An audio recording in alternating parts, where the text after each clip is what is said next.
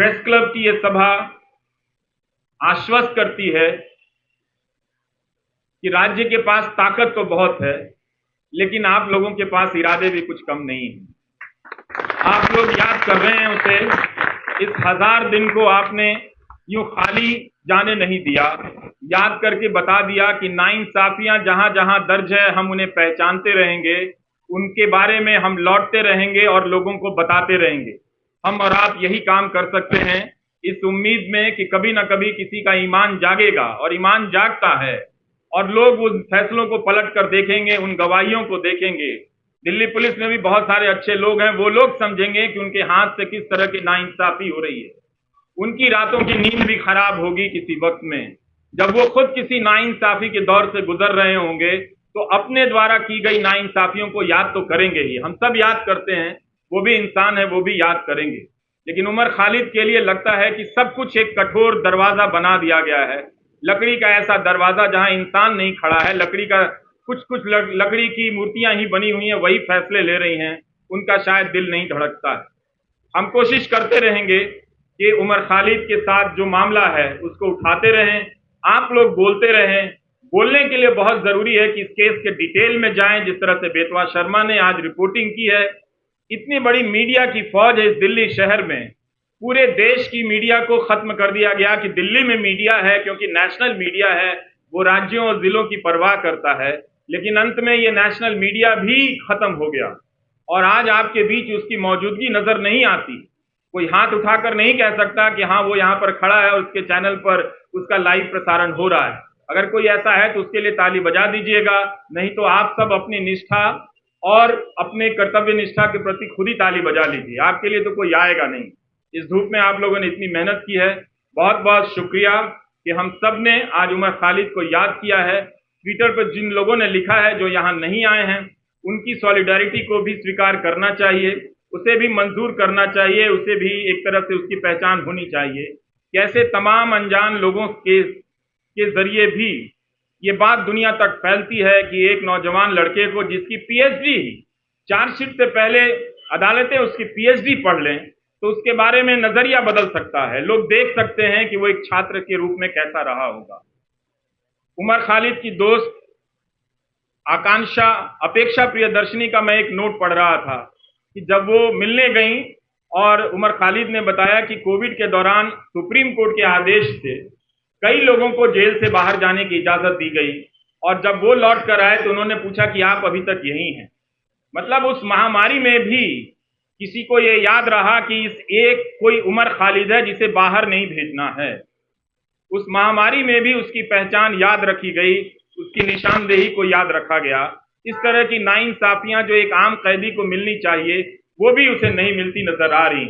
ये बहुत चिंता की बात है, और जब तक ये है, अदालतों के मंच से बड़े बड़े न्यायाधीशों का बोलना हमें खाली सा लगता है, हल्का सा लगता है कि वे अंडर ट्रायल और अधिकारों की बात बहुत संजीदगी से करते हैं। कई बार ऐसा लगता है कि शायद वो बात कहने के लिए करते हैं, नहीं तो ये बात अपने फैसलों में ही पलट कर देख लेते कि जब सबके लिए वो फैसला हुआ था तो क्यों इस व्यक्ति के लिए, क्या वो व्यक्ति इतना ज्यादा खतरनाक है। मीडिया अगर धारणा बना देगा, गोदी मीडिया का एक एंकर रोज दंगाई मानसिकता फैलाता है, उसके खिलाफ कोई कार्रवाई नहीं हुई, और उस तरह के एंकरों से किसी को देशद्रोही बना दिया जाता है, उस पर राज्य व्यवस्था और न्याय व्यवस्था उसे लेकर इतना क्रूर हो जाती है, कोई दया भी नहीं दिखाती है, उसका प्रदर्शन नहीं करती। हमारे तमाम न्यूज चैनलों के एंकरों ने बुलंदशहर के मामले में क्या हाल किया आप सभी ने देखा। वो कल्पना कर लेते हैं मूर्तियां जिन्होंने खंडित की वो किस समुदाय के हों, वो रिपोर्टिंग अब नहीं करते। इसी तरह से उन्होंने उमर खालिद के बारे में कल्पना कर ली और उसे वास्तविकता में बदल दिया। ये तो गनीमत है कि वहां की पुलिस डिपार्टमेंट को ये बात समझ में आ गई कि कुछ खतरनाक चीजें हैं। वो अपराधी पकड़े गए और उनके धर्म का नाम का धर्म कुछ और निकल आया। नहीं तो पता नहीं वो एंकर उस घटना के बहाने इस समाज में कितनी जहर और कितना आग फैला दिया, और किस तरह के खेल खेले जा रहे हैं इस तरह से। तो इन बातों को देखना है, समझना है कि उमर खालिद एक बहुत बड़ी साजिश का शिकार हुआ है, जिसके तहत तंत्र ने अपना पहला परीक्षण किया कि क्या किसी निर्दोष छात्र को इस तरह से चिन्हित कर, देशद्रोही बताकर उसे एक तरह से देश के लिए खतरे के रूप में प्रोजेक्ट कर उसे जेल की सलाखों के पीछे भेजा जा सकता है। और ये उनका परीक्षण उमर खालिद के मामले को देखकर या भीमा कोरेगांव के केस को देखकर लगता है कि सफल हुआ। सत्ता ने लोक लाज की परवाह भी छोड़ दी। सेन स्वामी के निधन के बाद भी उसे कोई फर्क नहीं पड़ा,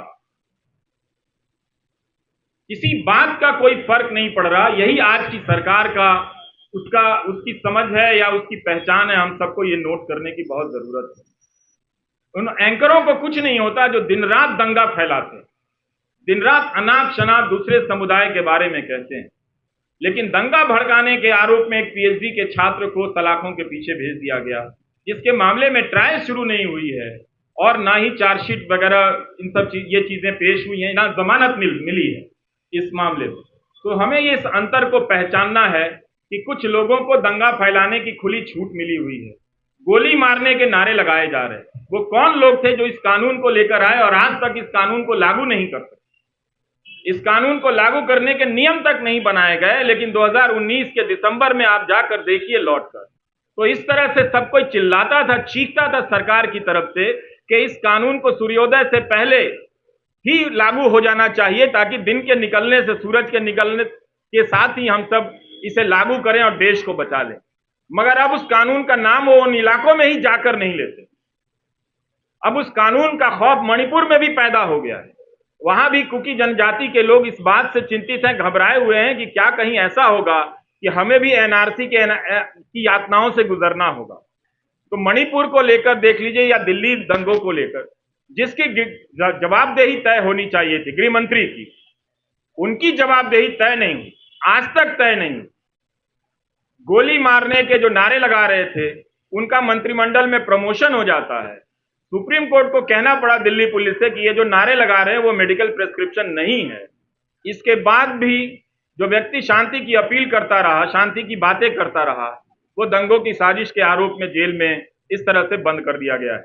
तो इस 1000 दिन को आप याद रखें। ये 1000 दिन सिर्फ उम्र के नहीं हैं, ये 1000 दिन भारतीय नागरिक समाज, न्याय व्यवस्था की अफसोस के दिन भी हैं, उनके शर्म के भी दिन हैं। नमस्कार, थैंक यू।